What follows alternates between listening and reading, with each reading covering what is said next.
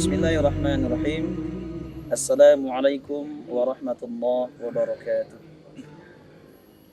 Alhamdulillah hamdan katsiran thayyiban mubarakan fih. Ashhadu an la ilaha illallah wahdahu la syarikalah wa ashhadu anna Muhammadan abduhu wa rasuluh sallallahu alaihi wasallam la nabiyya ba'da amma ba'd. Bersyukur kita kepada Allah Ta'ala. Alhamdulillah, di pagi yang penuh berkah dan cerah ini Allah memberikan kita nikmat yang sangat banyak. Allah anugerahkan iman dan Islam yang masih melekat dalam diri kita masing-masing. Semoga kita mampu mempertahankan iman dan Islam kita sampai nanti kita meninggal dunia, sampai akhir hayat kita. Kemudian Allah berikan kesehatan yang luar biasa yang mampu menunjang segala aktivitas kita semenjak bangun subuh tadi sampai saat ini. Semoga siapapun kita, dimanapun kita berada, para pemirsa semuanya, Allah berikan kesehatan yang luar biasa sehingga mampu mendekatkan diri kita kepada Allah Subhanahu wa Ta'ala. Kemudian Allah berikan kita usia yang panjang dan berkah, waktu yang berharga, sehingga pantas kita bersyukur kepada Allah Ta'ala dengan terus mendekatkan diri kepadanya. Sembari kita terus menjaga ibadah-ibadah kita, baik yang wajib dan juga yang sunnah. Salawat dan salam untuk Rasulullah sallallahu alaihi wasallam. Allahumma shalli ala Muhammad wa ala ali Muhammad.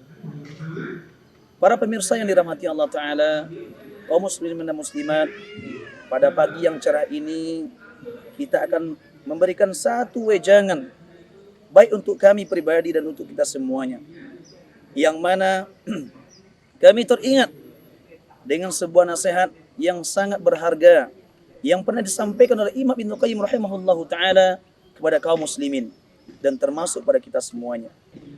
Apa nasihat beliau? Wa arba'atu tamna'ur rizq. Ada 4 perkara yang menghalangi rezeki kita dari Allah. Makanya yang 4 perkara ini jangan sampai kita lakukan, karena berbahaya bagi kita. Dengan makna rezeki yang sangat luas. Bukan hanya perkara harta benda, tetapi juga otak yang cerdas, kesehatan yang Allah berikan, rasa cinta dan kasih sayang antar keluarga kita. Apa kata beliau? Wa arba'atu tamna'ur rizqa. Yang pertama adalah an-naumus subha. Inilah perkara pertama yang mampu menghalangi rezeki dari Allah untuk kita semua, adalah kebiasaan tidur di pagi hari. Masya Allah. Sungguh Rasulullah mencela orang-orang yang hobi tidur di pagi hari, termasuk yang tidur di sore hari, di waktu maghrib sampai isya, kecuali karena udhur syar'i, karena kita sakit. Nah, oleh karena itu, mari kita bersama-sama, jangan sampai kebiasaan tidur pagi kita terus lakukan menjadi habit, padahal ini tak bagus. Oleh karena itu, coba kalau kita pahami kenapa Rasulullah melarang tidur di pagi hari, dilihat dari sisi manapun tetap akan tidak baik. Kita perhatikan dari sisi kesehatan. Siapapun yang hobi tidur pagi, maka sesungguhnya dia akan menjadikan tubuhnya sakit atau gampang sakit. Kenapa? Karena di waktu subuh itu seharusnya ada pertukaran, pergantian udara dari CO2 karbon dioksida diganti dengan oksigen O2. Karena diganti dengan O2, maka darah kita akan sempurna mengalir ke jantung, ke seluruh tubuh, bahkan ke otak kita ini. Makanya orang-orang yang suka tidur pagi, yang menumpuk adalah darah putih, sehingga dia tidak sehat, gampang sakit, minimal migrain, ya, migrain atau sakit kepala sebelah dan lain sebagainya.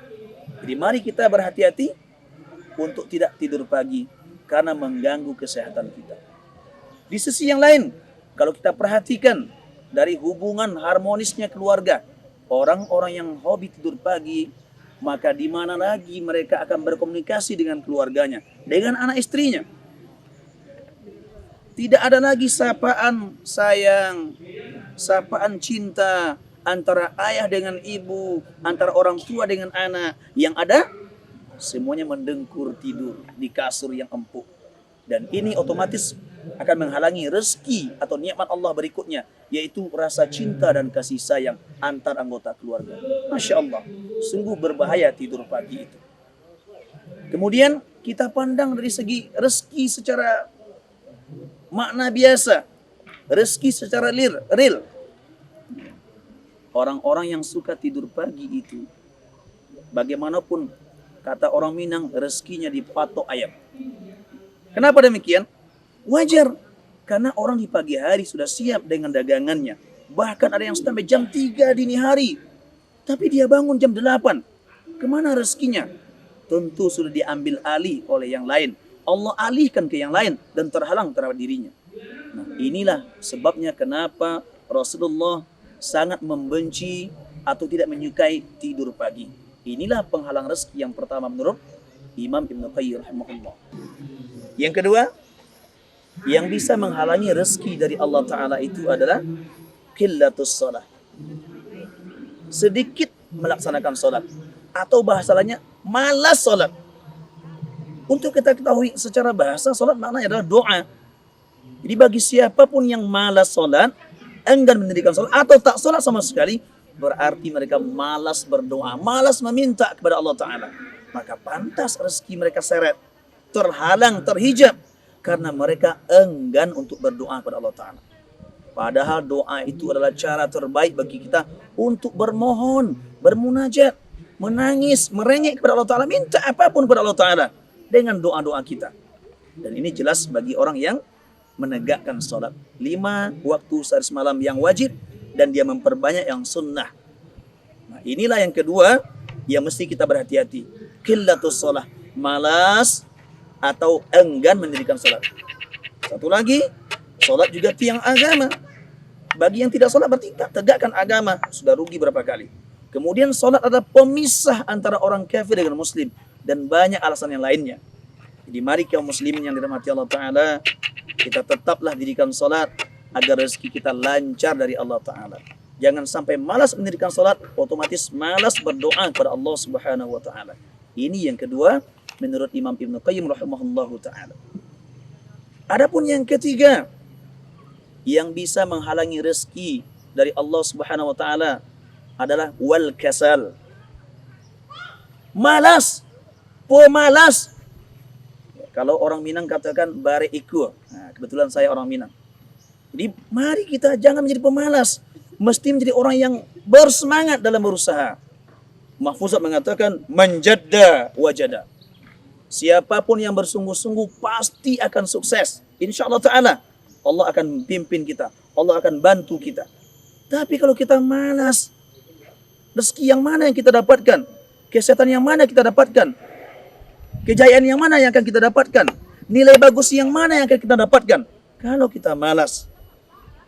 Siswa ingin juara 1 di sekolah, tapi malas belajar, enggan belajar. Jangan pernah bermimpi, boy. Ya, mahasiswa ingin dapatkan IP 4, tapi enggan belajar, malas membaca. Woi, bangun. Jangan bermimpi di siang bolong. Dan inilah kelemahan yang ketiga. Musuh kita bersama, rasa malas. Ya, makanya tadi manjadda wajada, man kasila khasara. Barang siapa yang bersungguh-sungguh, dia sukses. Namun barang siapa yang dia malas, maka dia akan gatot, alias gagal total. Ini yang ketiga. Adapun yang keempat, yang terakhir, yang mampu menghalangi rezeki Allah kepada kita, yang bisa menghabiskan semuanya, rezeki dalam makna yang luas, adalah al-khiyanah. Ingat, yang keempat, al-khiyanah, berkhianat. Siapapun yang berkhianat, maka sungguh dia telah menghancurkan rezekinya sendiri. Dia sendiri yang sengaja menghijab rezekinya dari Allah Ta'ala. Makanya orang-orang yang berkhianat tidak ada yang sukses dalam kehidupan. Banyak contoh dalam hal ini. Ya, orang-orang terdahulu, kisah-kisah orang yang berkhianat, termasuk hari ini. Apa contohnya? Seorang pegawai, seorang karyawan yang bekerja di sebuah perusahaan. Ketika dia bekerja, per bulannya dia mendapatkan gaji sekian juta. Namun ketika mereka melakukan khianat terhadap majikannya, terhadap pimpinannya, tentu akan ada hal yang sangat-sangat merugikan dia. Apa itu? Dia akan dipecat. Kenapa dia dipecat? Karena dia berkhianat kepada pimpinan.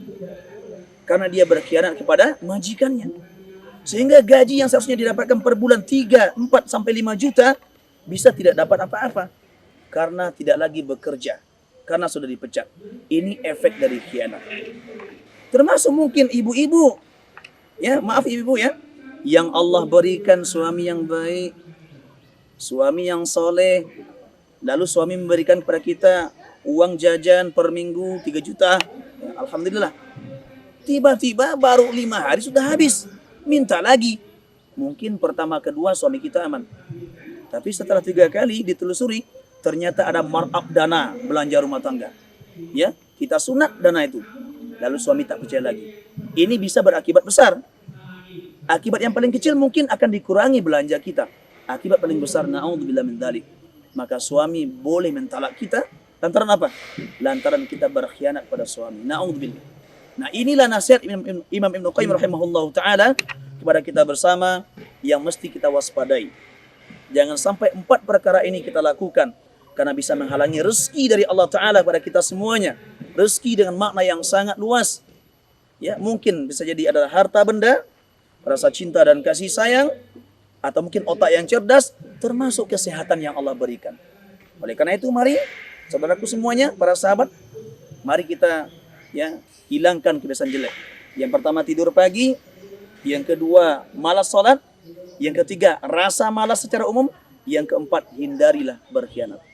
Demikianlah aqulu qouli hadza astaghfirullah subhanakallah wa bihamdik asyhadu an la ilaha illa anta astaghfiruka wa atubu ilaik. Assalamualaikum warahmatullahi taala wabarakatuh.